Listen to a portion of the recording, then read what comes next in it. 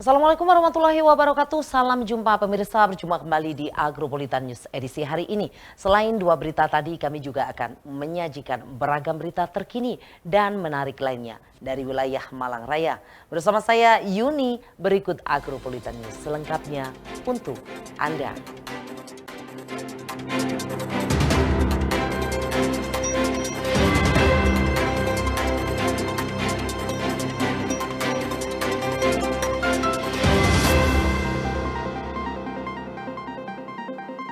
Kali Agropolitan News hari ini, berikut kami rangkum berita seputar Malang Raya dalam News 60 Detik.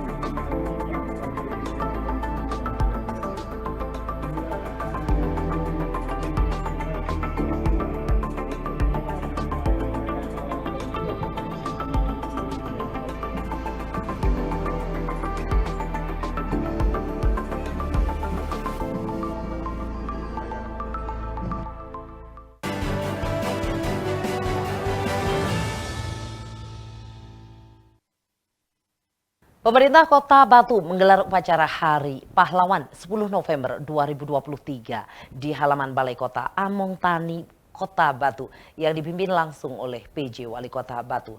Liputannya untuk Anda.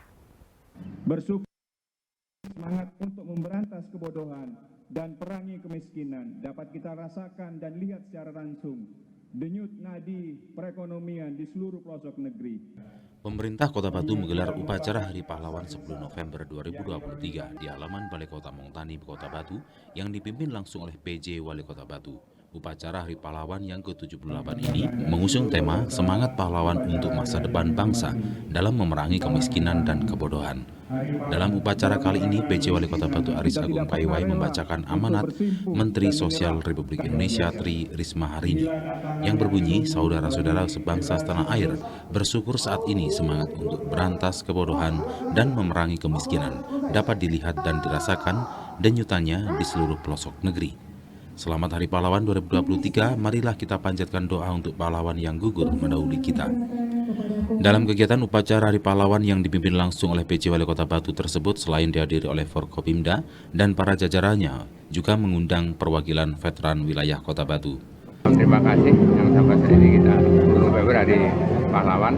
Yang pertama itu kalau dulu Bapak Pejuang itu hanya mengandalkan kekuatan dan di hadapan musuh. Tapi yang saya harapkan pada saat ini terutama lebih berat mempertahankan karena ini pemuda itu sekarang umurnya sudah nggak sesuai dengan kita pejuang 45 dulu.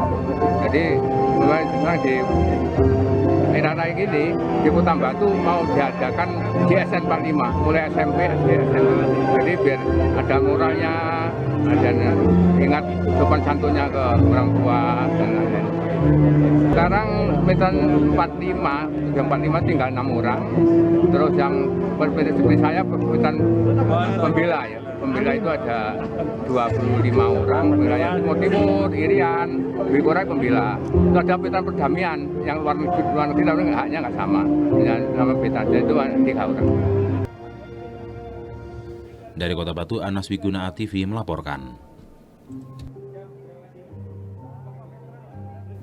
Bupati Malang Muhammad Sanusi melakukan pelantikan dan pengambilan sumpah janji kepala desa antar waktu.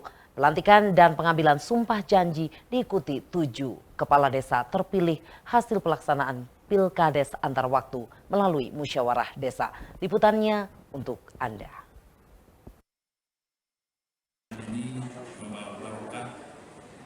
Supaya ini di samping disaksikan oleh diri sendiri. Pelantikan dilaksanakan di Pendopo Agung, Kabupaten Malang, Jalan Agus Salim, Kota Malang, pada 10 November 2023 dengan diikuti oleh 7 kepala desa terpilih. Kepala desa terpilih ini merupakan hasil pemilihan kepala desa antar waktu melalui musyawarah desa. Pelantikan dan pengambilan sumpah dan janji dipimpin langsung oleh Bupati Malang Muhammad Sanusi dan dilanjutkan dengan penyematan tanda pangkat dan tanda jabatan serta penyerahan SK kepada masing-masing kepala desa. Mereka yang dilantik merupakan kepala desa yang melanjutkan sisa masa jabatan kepala desa sebelumnya. Ada yang berakhir pada tahun 2024 dan 2025 yang akan datang. Dari 7 desa yang melaksanakan pemilihan desa antar waktu, 4 desa karena kepala desanya meninggal dunia yakni Palaan, Tumpuk Renteng, Ngebruk, dan Bantur.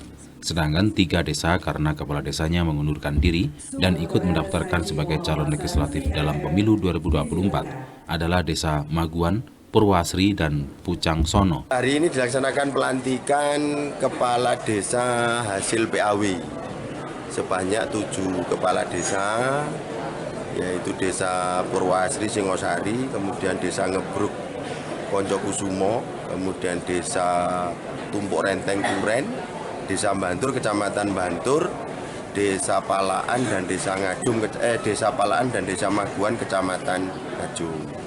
Ini produk PAW sesuai edaran Menteri Dalam Negeri bahwa Pilkades serentak maupun non serentak itu paling lambat 1 November. Setelah itu harus menunggu tahapan pemilu selesai. Nah, ini hari ini kita akan pelantikan untuk masa jabatan, ada yang berakhir 2024, ada yang berakhir 2025. Dari 7 ini 4 PAW ini kadesnya meninggal, yaitu Desa Bantur, Desa Tumpuk Renteng, Desa mana tadi? Bantur, Tumpuk Renteng, Palaan, satunya lagi Ngebruk. Sisanya 3 ini mengikuti Pilkades. Itu mungkin yang perlu saya sampaikan. Ini kemarin serentak ya Pak? Enggak. Oh, enggak serentak. Yang 3 ini berarti nyalek gitu? Yang 3 kadesnya nyalek. Sementara itu, Bupati Malang Muhammad Sanusi menekankan kepada kepala desa untuk segera bekerja untuk membangun daerahnya dengan menggali potensi yang ada di desa tersebut.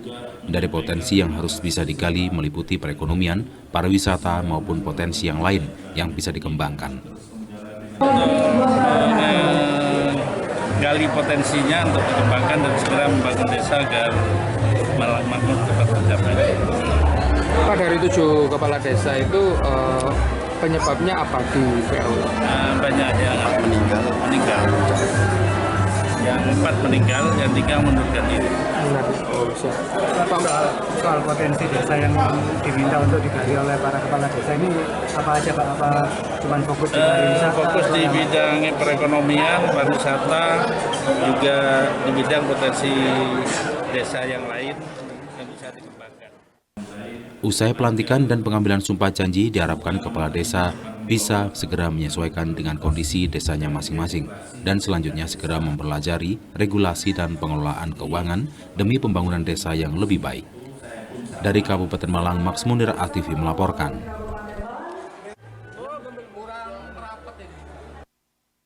Pemirsa, jangan beranjak dari tempat duduk Anda. Agropolitan News akan segera kembali setelah jeda iklan berikut ini.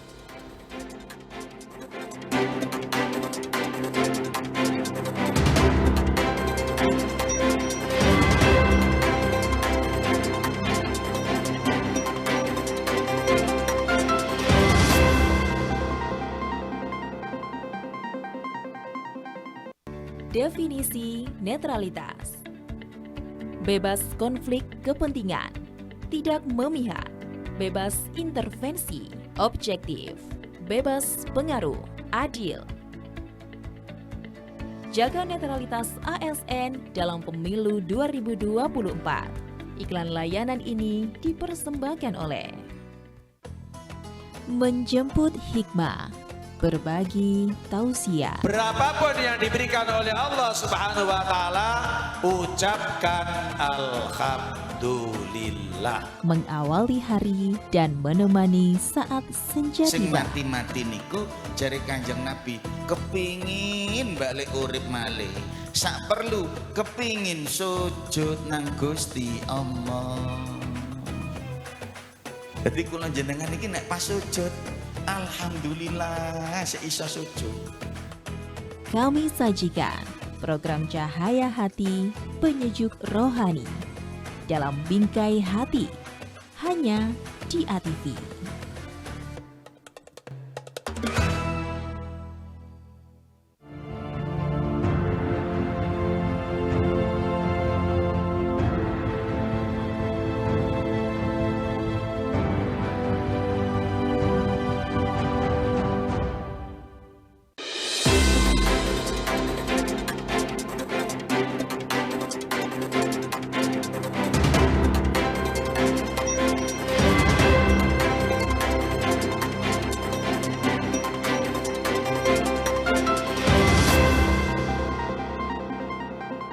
Terima kasih pemirsa, Anda masih setia di Agropolitan News.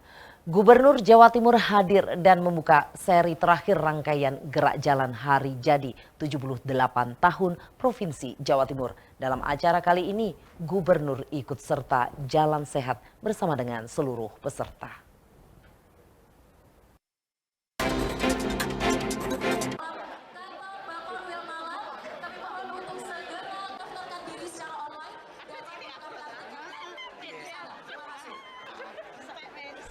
Acara berlangsung di depan gedung Bakorwil Kota Malang pada Sabtu pagi. Gubernur Jawa Timur Khofifah Indar Parawansa hadir menyapa seluruh peserta gerak jalan sehat dari seluruh wilayah se-Jawa Timur. Gelaran ini merupakan seri pamungkas dari rangkaian gerak jalan sehat di 5 titik Bakorwil setelah Bojonegoro dan Jember. Acara juga dimeriahkan dengan gelaran pasar murah sembako berkualitas yang ke-46 untuk warga Kota Malang. Dengan ini, Gubernur berharap agar harga sembako dapat lebih terjangkau di masyarakat, apalagi produksi padi di Jawa Timur masuk dalam kategori surplus di angka 9,23%. Namun, harga sampai penggilingan sudah melampaui harga HPP Jawa Timur yang semula Rp5.000, kini tembus Rp7.000 per kilogram akibat dampak gabah kering panen yang meningkat. Pemerintah Provinsi Jawa Timur dan Bulog berupaya untuk mengontrol penetrasi kenaikan beras dengan beras medium yang termurah di Jawa, SPHP. Kawan-kawan, terima kasih. Ini titik terakhir dari 5 Bakorwil. Sabtu lalu kita di Bojonegoro, minggunya di Jember.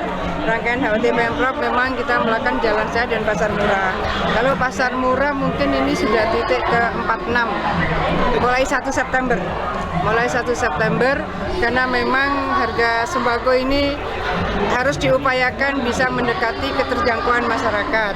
Saya ingin menyampaikan kembali bahwa kalau untuk produksi padi dan beras, kita surplus September ke September year on year itu 9,23%. Tapi bahwa harga sampai dengan titik penggilingan itu memang sudah di atas HPP. Jadi harga pokok pemerintah kan 5.000. Saya seminggu lalu ke Tuban, ke Rengel, ternyata harga padi HPP-nya yang 5.000 itu ternyata GKP, gabah kering panen, karena saya ikut memanen, gabah kering panen bisa tembus 7.000. Berarti sudah 2.000 di atas HPP, 2.000 di atas HPP. Nah, sekarang HET beras itu 10.900. Itu kalau ditambah katakan selisih seperti HPP 2.000, berarti 12.900. Bisa rasa insya Allah di Jawa Timur kita udah 1,5 bulan harga medium beras di Jawa Timur termurah se-Jawa. termurah se-Jawa. Jadi itu artinya pengendalian di antara seluruh lini. Bupati Wali Kota bergerak, kami bergerak bersama-sama dengan seluruh tim Bulog. Selalu saya koordinasi dengan Bulog dan itu akan menjadi bagian dari upaya untuk melakukan penetrasi harga beras yang di atas HIT itu. Acara ini sekaligus menutup rangkaian HUT Provinsi Jawa Timur yang berlangsung dengan meriah. Di akhir acara, Khofifah membagikan ratusan paket sembako, telur dan beras untuk lansia dan ibu hamil. Dari Kota Malang, Dion Arissa TV melaporkan.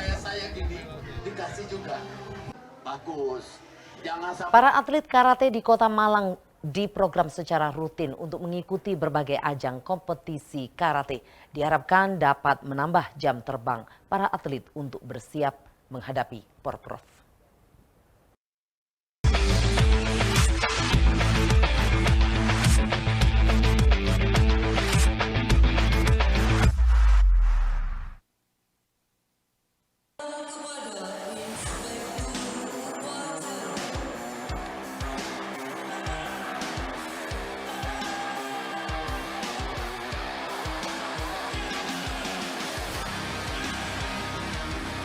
Hal tersebut diungkapkan oleh Ketua Forki Kota Malang Supardi. Dirinya mengatakan bahwa dengan adanya kompetisi rutin baik untuk kemajuan perkembangan atlet, salah satunya dari segi fisik, endurance, permainan, dan mental bertanding.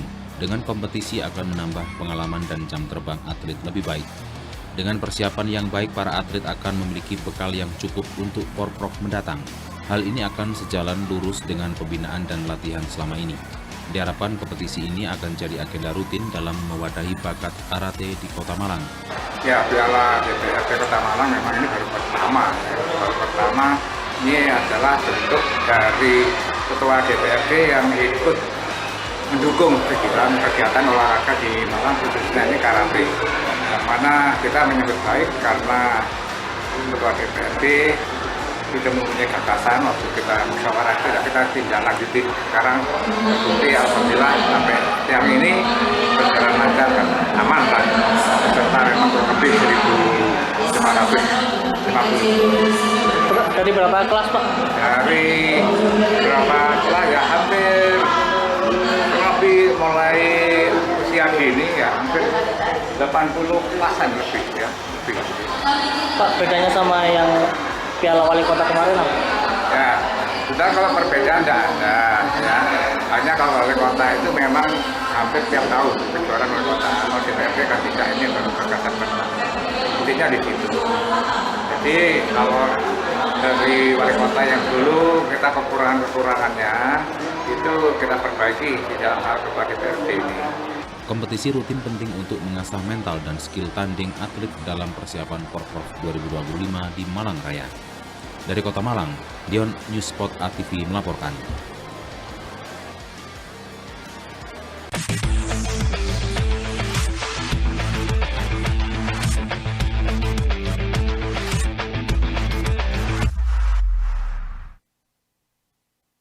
Pemirsa, jangan beranjak dari tempat duduk Anda. Agropolitan News akan segera kembali setelah jeda iklan berikut ini.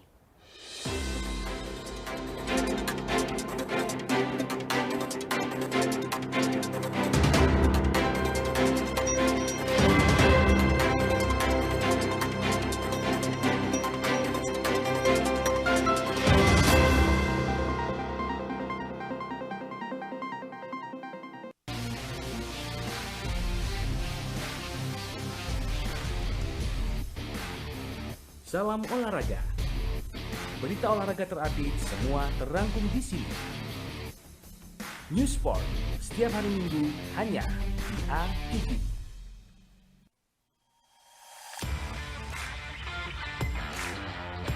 Kami sajikan beragam fakta, informasi dari seluruh dunia, berasal dari negara Jerman di mana dalam memperluas wawasan Anda dan tetap menjadi orang terpilih nomor 2 juga sering digunakan dalam News Fakta dan Unik setiap Rabu dan Kamis pukul 11.30 hanya di ATV.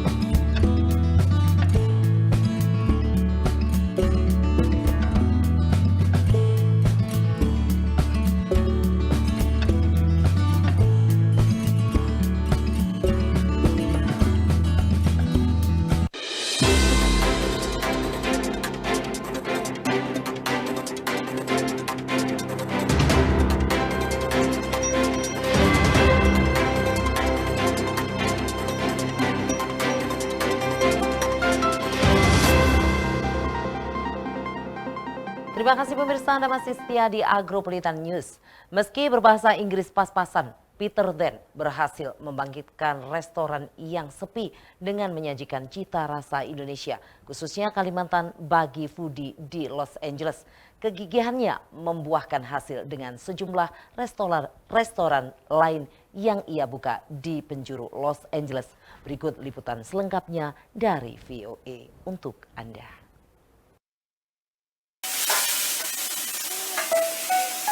Panas membara kompor di dapur Borneo Kalimantan Cuisine membawa aroma khas berasap masakan Asia.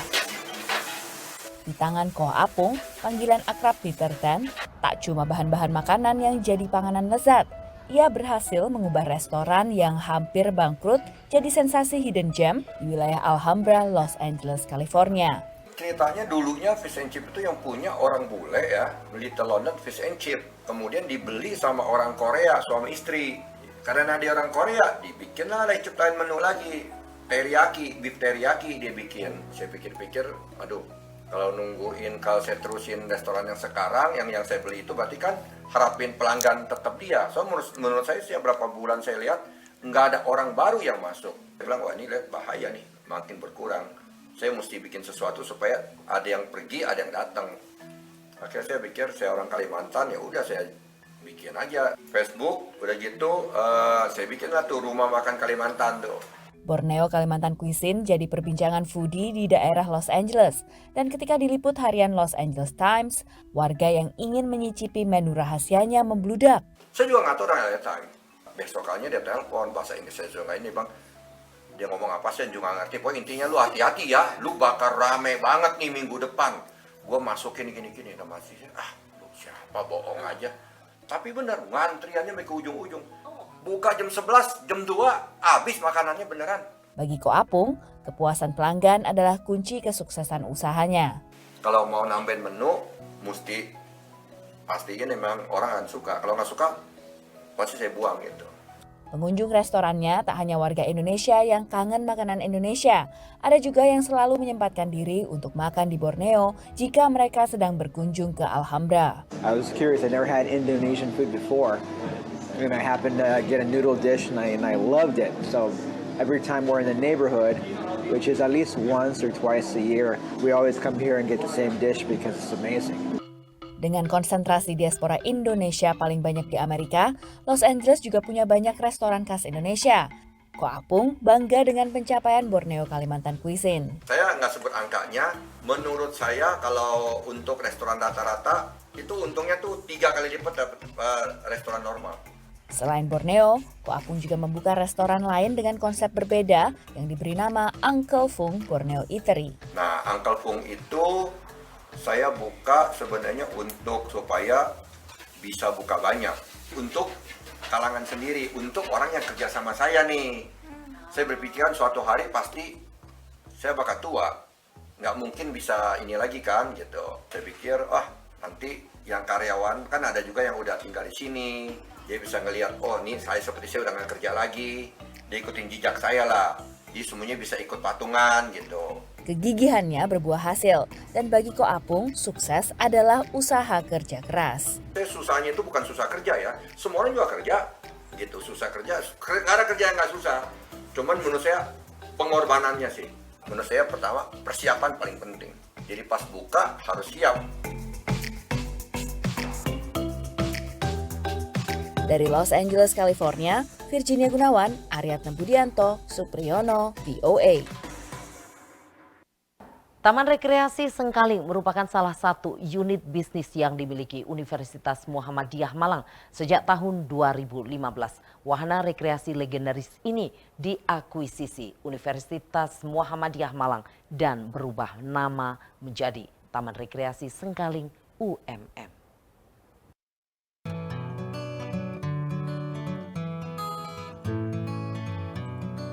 Bersebelahan dengan Kapal Garden Hotel, Taman Rekreasi Sengkaling UMM terletak di Jalan Raya Mulyo Agung nomor 188, Kecamatan Daun, Kabupaten Malang, atau berjarak sekitar 10 meter dari pusat kota Malang. Lokasinya sangat strategis karena tempat berada di tepi jalan raya yang menghubungkan antara kota Malang dengan kota Batu, sehingga sangat mudah dicapai oleh kendaraan pribadi maupun angkutan umum. Menyediakan berbagai wahana, Taman Rekreasi Sengkaling UMM adalah tempat wisata keluarga sesuai dengan slogannya, wisata air impian keluarga, dan menyediakan berbagai macam wahana permainan demi memanjakan pengunjung. Luas keseluruhan Sengkaling sekitar 9 hektar dan 6 hektar, diantaranya berupa taman dan pepohonan yang menyejukkan. Taman Rekreasi Sengkaling dibuka setiap hari dengan jam operasional mulai pukul 6 pagi hingga 5 sore. Hal ini dimaksudkan untuk memberi keleluasaan kepada masyarakat yang akan melakukan rekreasi sekaligus bersantai bersama keluarga. Awalnya Taman Rekreasi Sengkaling UMM pertama kali didirikan oleh seorang warga Belanda bernama Mr. Kuhlman pada tahun 1950 dan sempat dikelola oleh Muhtar, warga dari Padang. Ketika dikelola, Muhtar Sengkaling selalu tutup pada hari Jumat. Tahun 1975, pengelolaan Taman Rekreasi Sengkaling diambil alih oleh PT Bentul Group dan dikelola oleh PT Taman Bentul, salah satu anak perusahaan Bentul Group yang bergerak di bidang jasa pariwisata.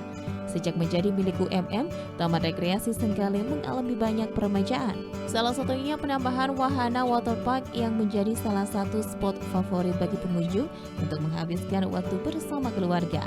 Taman Rekreasi Sengkaling UMM memiliki luas tanah keseluruhan 9 hektar, terbagi atas 6 hektar yang lain masih berupa taman dan pepohonan hijau yang rindang.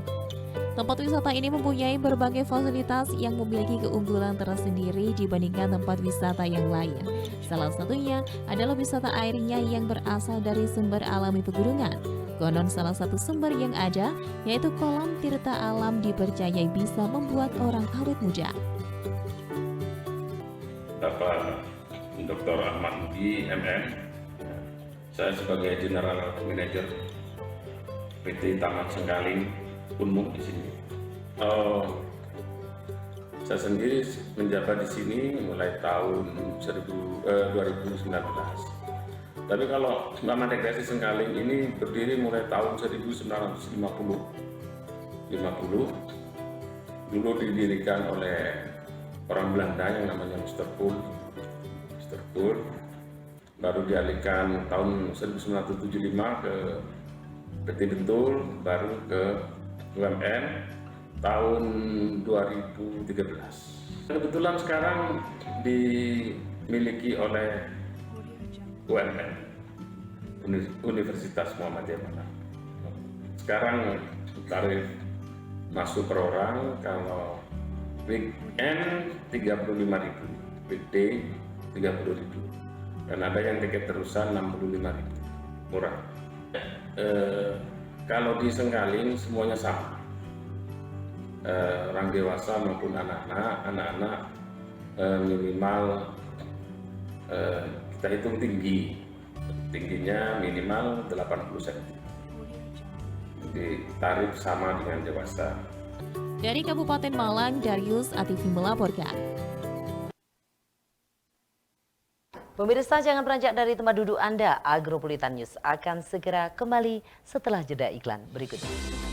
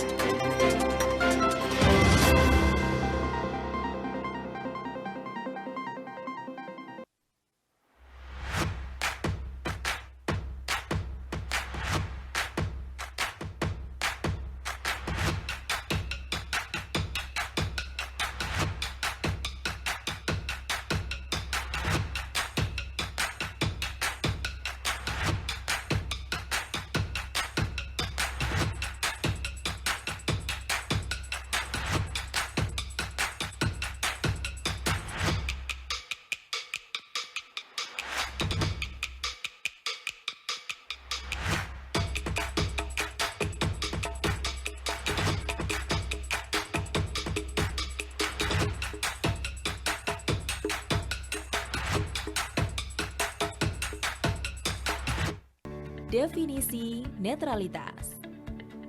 Bebas konflik kepentingan, tidak memihak, bebas intervensi, objektif, bebas pengaruh, adil. Jaga netralitas ASN dalam pemilu 2024. Iklan layanan ini dipersembahkan oleh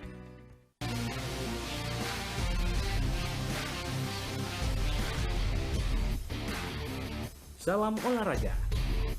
Berita olahraga terupdate semua terangkum di sini. News Sport setiap hari Minggu hanya di ATV.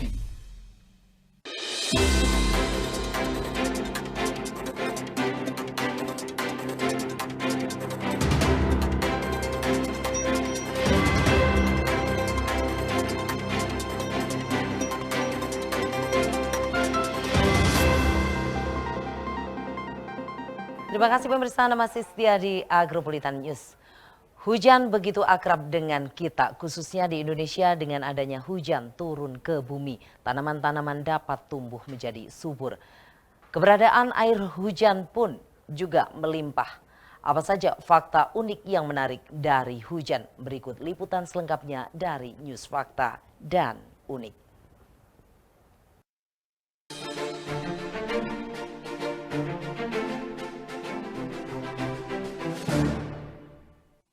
Pemirsa, inilah fakta unik hujan. Hujan begitu akrab dengan kita, khususnya di Indonesia. Dengan adanya hujan turun ke bumi, tanaman-tanaman dapat tumbuh menjadi subur dan keberadaan air pun juga melimpah. Air hujan berubah bentuk hingga ratusan kali dalam 1 detik. Jika bentuk hujan seperti gelembung air yang sangat besar yang turun dari langit, mungkin bumi akan menghadapi kehancuran setiap turun hujan. Dan pemirsa, berikut fakta unik hujan versi News, Fakta dan Unik.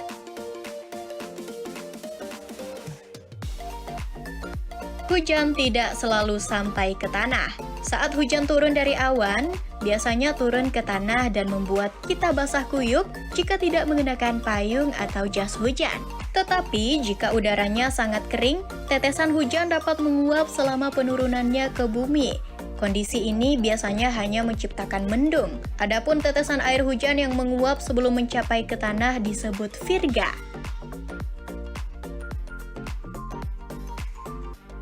Berat tetesan hujan. Istilah hujan deras tentu tidak merujuk pada beratnya. Tetesan hujan rata-rata beratnya hanya 0,034 gram. Menurut Departemen Fisika di Union University di Tennessee. Sebagai gambaran, berat itu kira-kira sedikit lebih ringan dari bobot sehelai bulu mata. Memiliki bau sangat khas. Aroma hujan dikenal dengan sebutan petrichor, sebuah istilah yang diciptakan oleh ilmuwan Australia pada tahun 1964. Actinobacteria atau mikroorganisme kecil yang dapat ditemukan di daerah pedesaan dan perkotaan serta di lingkungan laut merupakan penyumbang utama aroma petrichor.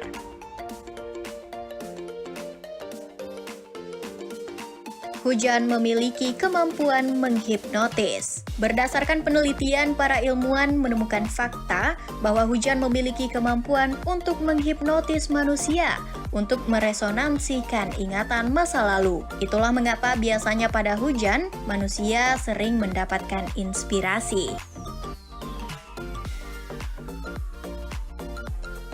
Nada indah air hujan. Rintik air hujan dapat membentuk nada-nada indah yang dinamakan piter. Piter merupakan suara derai air hujan di permukaan bumi yang dapat digunakan sebagai terapi dan relaksasi. Itulah sebab setiap kita mendengarkan bunyi tetesan air hujan, hati kita terasa tenang dan terasa menyatu dengan alam. Dan itulah pemirsa, fakta unik hujan versi News, Fakta dan Unik.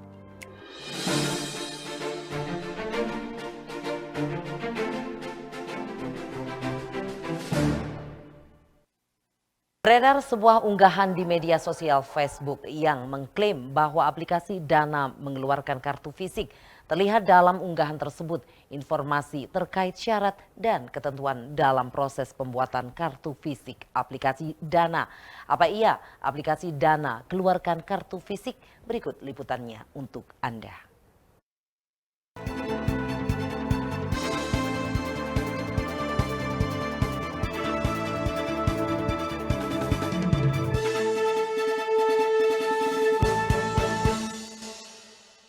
Halo Sobat News, tahukah kalian banyak sekali cuitan informasi yang setiap harinya mengelilingi kita.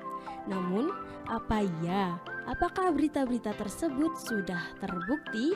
Apa ya akan mengajak kalian untuk mengupas fakta di balik berita. Beredar sebuah unggahan di media sosial Facebook yang mengklaim bahwa aplikasi Dana mengeluarkan kartu fisik. Terlihat dalam unggahan tersebut informasi terkait syarat dan ketentuan dalam proses pembuatan kartu fisik aplikasi Dana. Waduh, apa ya aplikasi Dana keluarkan kartu fisik?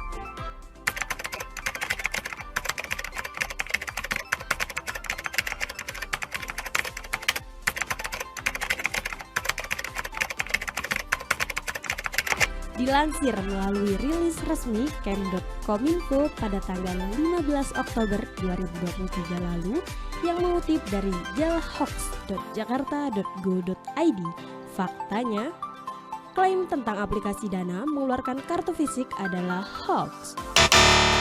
Dana merupakan aplikasi dompet digital dan tidak pernah mengeluarkan atau menerbitkan kartu fisik. Masyarakat juga dihimbau untuk selalu bersikap waspada terhadap setiap akun media sosial, juga tidak terverifikasi dan mengatasnamakan Dana. Sobat News, jangan langsung percaya ya dengan berita yang belum tentu kebenarannya. Oke Sobat News, kita akan kupas fakta dari berita-berita selanjutnya. Saksikan hanya di Apa Ya.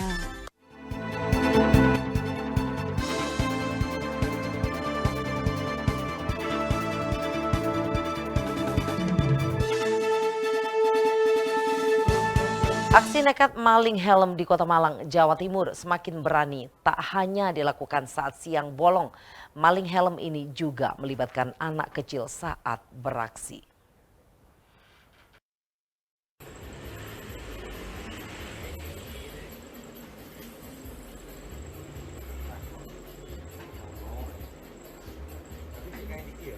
Helm telung atas itu. Aksi pencurian terjadi di sebuah rumah usaha fotokopi di kawasan Jalan Terusan, Surabaya, Kota Malang pada Rabu siang. Tampak dalam rekaman CCTV, seorang pria mengendarai sepeda motor datang mendekati kendaraan korban. Dalam rekaman CCTV, pria tersebut tampak sedang menggendong seorang anak kecil menggunakan gendongan bedong depan. Sembari menunggu situasi yang aman untuk beraksi. Dirasa aman, dengan cepat pria tersebut mengambil helm di motor konsumen. Setelah berhasil dapat helm, pria tersebut langsung buru-buru kabur. Pemilik toko mengaku kejadian ini yang pertama kalinya terjadi. Beruntung aksi pelaku terekam kamera CCTV toko. Aksi pencurian di kawasan ini kembali marak sejak setahun lalu. Konsumen diminta untuk selalu waspada dan mengamankan barang-barang berharga dari pencuri. Pertama itu sudah berapa tahun lalu pernah. Itu yang kehilangan laptop. Kalau helm itu kayaknya cuma satu kali aja. Dari Kota Malang, Akbar ATV melaporkan.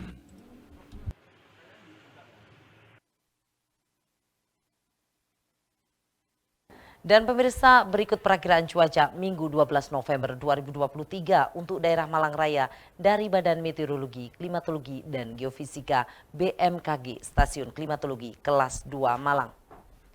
Dan pemirsa, informasi tadi sekaligus menutup Agropolitan News edisi hari ini. Nantikan informasi menarik lainnya esok hari di jam yang sama. Mewakili kerabat kerja yang bertugas, saya Yuni mengucapkan terima kasih atas kebersamaan Anda. Wassalamualaikum warahmatullahi wabarakatuh dan sampai jumpa.